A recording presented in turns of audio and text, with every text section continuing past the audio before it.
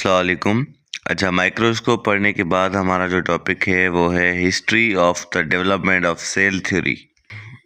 जो सेल हम आज पढ़ते हैं, बेसिक यूनिट ऑफ लाइफ, उसकी हिस्ट्री क्या है, कैसे उसकी जो है स्टडी स्टार्ट हुई, कैसे साइंटिस्ट ने उसके बारे में सोचना शुरू किया। तो ancient Greeks were the first to make comprehensive attempts to organise the data of the natural world. Aristotle presented an organized observation to support the idea that all animals and plants are somehow related.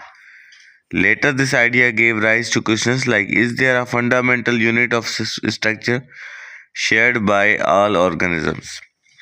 सवाल ये पैदा होता है कि क्या कोई ऐसी चीज़ है जो दुनिया के हर ऑर्गेनिज्म में सेम हो। ठीक है, अब जैसे इंसानों के पास अक्ल है, जानवरों के पास अक्ल नहीं है, प्लांट्स के पास अक्ल नहीं है, कोई ऐसी चीज़ हो जो जानवरों में भी हो, इंसानों में भी हो, प्लांट्स में भी हो, ठीक है, और प्रोटोजो में भी हो, अल्जाई में भी हो, बैक्टीरिया में भी हो, ऐसी चीज़ हो जो सब में सेम हो।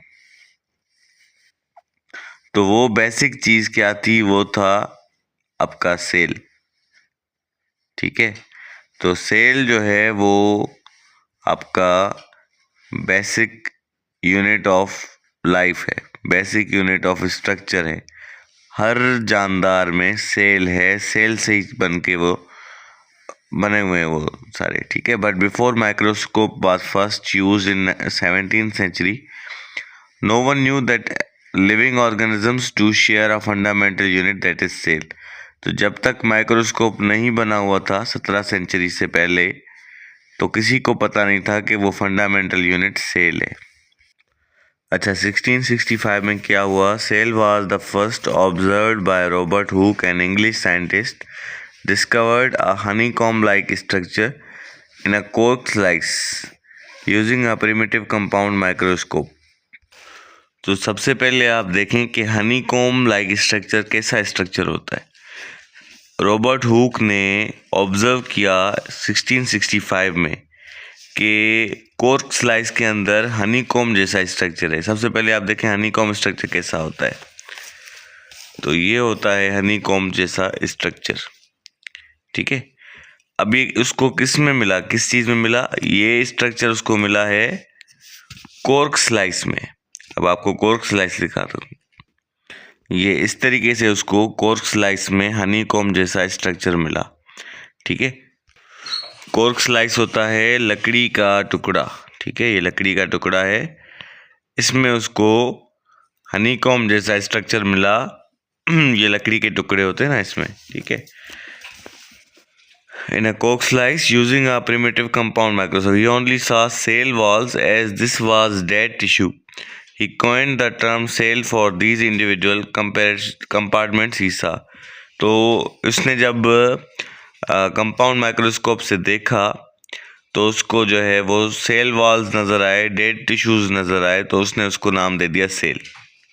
ठीक है, तो ये मतलब स्टार्टिंग थी सेल को देखने की 1670, यानी ये 17th सेंचुरी है। जिसमें 16 आएगा ना तो ये 17th सेंचुरी है, जिसमें 18 आएगा तो वो 19th सेंचुरी होती है। First living cells were seen by Anton van Leeuwenhoek, a Dutch biologist from pond water with a microscope. तो एंटन वैन ने माइक्रोस्कोप की मदद से तालाब के पानी में लिविंग सेल्स देखे थे 1670 में। 1683 में एंटन वैन, उसी सेम साइंटिस्ट ने made several more discoveries on a microscopic level, eventually publishing a letter to the Royal Society in which he included detailed drawings of what he saw. Among these was the first protozoa and bacteria discovered. जो उसने पानी में देखा था तो उसकी detail letter लिखा उसने कि मैंने प्रोटोजो और बैक्टीरिया को देखा है। 1833 में क्या हुआ? The centre of the cell was seen by Robert Brown, an English botanist, discovered the nucleus in plant cells. इसने सेल तो देखा, सेल के अंदर न्यूक्लियस भी देखा प्लांट सेल का। ठीक है, उसके बाद 1839 में सेल थ्योरी आके दी है थियोडोर स्किवन ने, A German botanist reached the conclusion that not only plants but animal tissue as well is composed of cells. Theodore ने कहा कि सिर्फ प्लांट्स ही नहीं, एनिमल्स में भी आपको सेल मिलेगा। यहाँ से आपकी सेल थ्योरी मिलती है कि cell is the basic unit of life. This ended debates that plants and animals were fundamentally different in structure. ये आल्सो, अच्छा यहाँ पे ये डिबेट ही ख़त्म होगा कि भाई ये इनका फंडामेंटली जो स्ट्रक्चर है वो चेंज नहीं है, वो सेल से बने हुए हैं तो उनका स्ट्रक्चर, फंडामेंटल स्ट्रक्चर सेम है। He also pulled together and organized previous statement on cells into one theory which states cells are organisms and all organisms consist of one or more cells.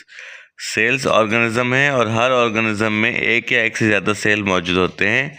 The cell is the basic unit for all organisms. ये theory आई। उसके बाद where does life come from? Albert von Rolliker discovered that sperm and eggs are also cells. जिस चीज़ से life बनती है, जैसे eggs हैं या स्पर्म है, तो उसमें भी सेल, ये खुद सेल होते हैं। अच्छा, 1845 में कार्ल हेनरिक ब्राउन ने कहा कि rework the cell theory, calling cells the basic unit of life. 1855 में third part of the cell theory added by Rudolf Virchow, German physiologist, physician, pathologist. Pathologist कौन होते हैं? पैथोलॉजिस्ट वो लोग होते हैं जो मेडिसिन पे काम करते हैं। Added that cell is not de novo structure. This translates mean that all cells develop only from existing cells. इसने कहा कि जो सेल होते हैं उनसे दूसरे सेल बनते हैं, यानी एग्जिस्टिंग सेल्स जो होते हैं उसी से दूसरे सेल्स बनते हैं। अच्छा, लुइस पेस्चर ने कहा, वाज ही फ्रेंच बायोलॉजिस्ट थे, माइक्रोबायोलॉजिस्ट थे एंड केमिस्ट भी थे। Provided the experimental proof of this idea. इसने तो एक्सपेरिमेंट करके दिखा दिया। अच्छा, cell theory. One of the most important concept in biology is that a cell is a basic structural and fundamental unit of living organisms. तो बार बार इसी चीज़ को रिपीट किया जा रहा है कि ये भाई फंडामेंटल फंक्शनल यूनिट है, स्ट्रक्चरल यूनिट है, बेसिक यूनिट है।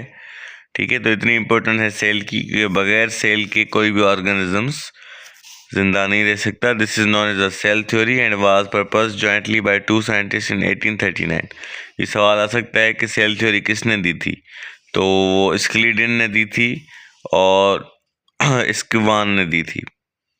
ठीक है, शिवान, इसको शिवान पढ़ेंगे, और ये है आपका श्लेडेन पढ़ेंगे इसको। इसका जो है आप सी को इग्नोर करें, तो ये शिवान है, ये श्लेडेन है। इन दोनों ने, ये जर्मन जूलॉजिस्ट थे, इन दोनों ने आपको सेल थ्योरी दी 1839 में। फिर 1855 में रुडोल्फ विर्शो ने, जर्मन फिजिशियन है, proposed an important extension of cell theory that all living cells arise from pre-existings। अच्छा, ये बात इन्होंने की थी कि सेल जो है बेसिक यूनिट ऑफ लाइफ है। फिर इसने कहा कि जो भी living that all living cells arise from pre existing, यानी पहले से मौजूद सेल्स दूसरे सेल्स को बनाते हैं। All living organisms are made of one और मोर सेल्स। इसने कहा जो भी ऑर्गेनिजम्स हैं उसमें एक या एक से ज़्यादा सेल लाजमी होगा। The cell is the fundamental unit of structure. Cell theory के बारे में बताया जा रहा है। The new cell is derived from pre existing cells. The cell contains the hereditary material which is pass from generation to generation. जैसे कि अगर बाप के जो हेयर्स हैं ब्राउन है तो बेटी के भी ब्राउन होंगे, तो वो बिकॉज ऑफ हेरिडेटरी मटेरियल की वजह से होता है। अब ये कुछ खूबसूरत शक्लें आपको दिखाई जा रही हैं।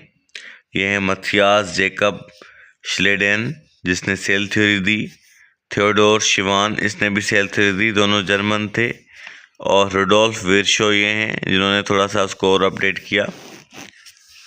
सब सेल्यूलर और acellular particles. According to the first principle of the cell theory, all organisms composed of one और मोर सेल्स। जो पहला रूल है सेल थ्योरी का वो ये है कि हर ऑर्गेनिज्म में एक या एक से ज़्यादा सेल होंगे। लेकिन वायरसेस, प्रियॉन्स और viroids are not composed of cells, rather they are सब cellular or A cellular particles. कुछ ऐसे भी ऑर्गेनिजम्स हैं जिसमें या तो वो ए सेल्यूलर है, ए सेल्यूलर यानी सेल्यूलर विदाउट सेल, ए सेल्यूलर यानी विदाउट सेल, यानी ये विदाउट सेल भी हो सकते हैं, सब सेल्यूलर भी हो सकते हैं, यानी इनमें सेल के कुछ हिस्से हो सकते हैं वायरसेस वगैरह में, या बगैर सेल के ही हो सकते हैं। लेकिन but do not run any metabolic activity, इनके अंदर कोई मेटाबॉलिक एक्टिविटी नहीं होती। वायरस में, प्रियॉन्स में, विरियोट्स में कोई मेटाबॉलिक एक्टिविटी नहीं होती, क्योंकि इनका कोई सेल नहीं है। मेटाबॉलिक एक्टिविटी क्या होती है?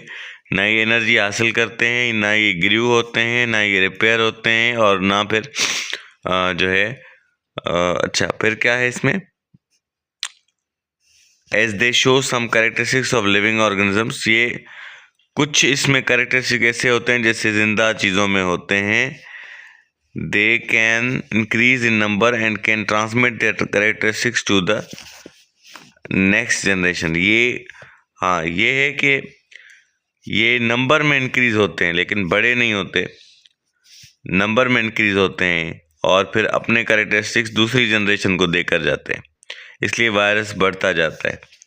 ठीक है, फिर सेल की डेफिनेशन आ गई कि cells are the basic unit of organism and all tissues and organs composed of sales.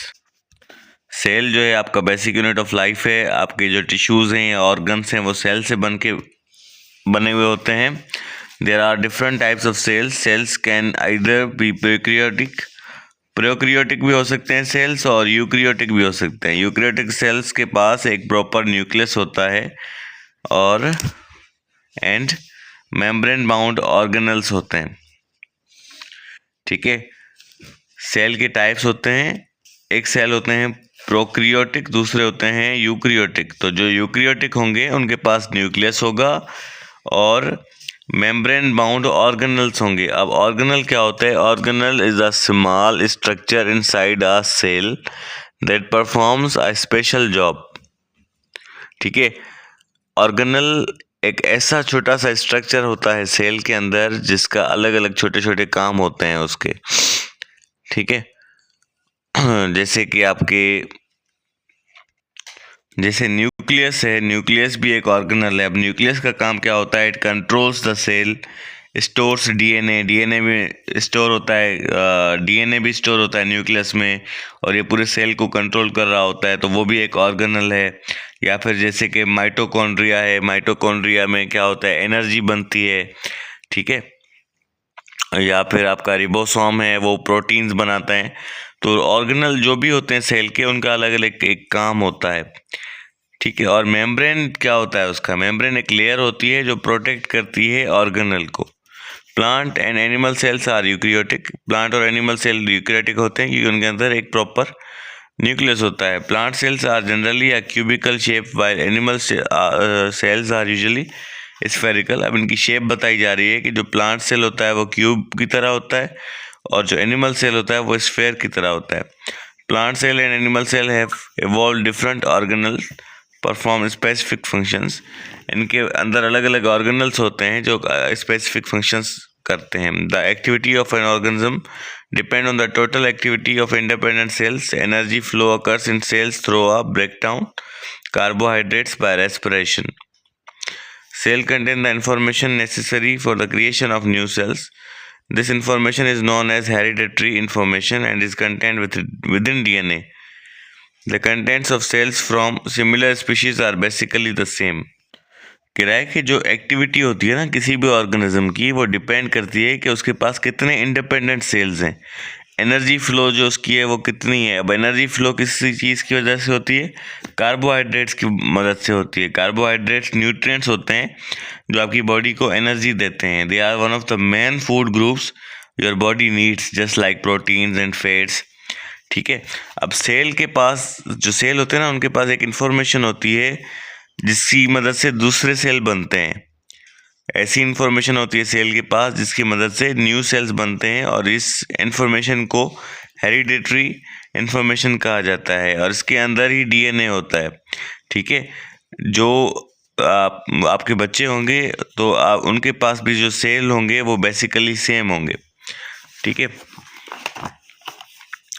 उसके बाद है आपका comparison between prokaryotes and eukaryotes. Organisms whose cells have membrane bounded nucleus are called eukaryotes. अभी हमने पढ़ा कि ऐसे ऑर्गेनिज्म जिनके पास जो है वो मेम्ब्रेन बाउंडेड न्यूक्लियस होगा, यानी यूकैरियोट्स में क्या होता है, न्यूक्लियस होता है।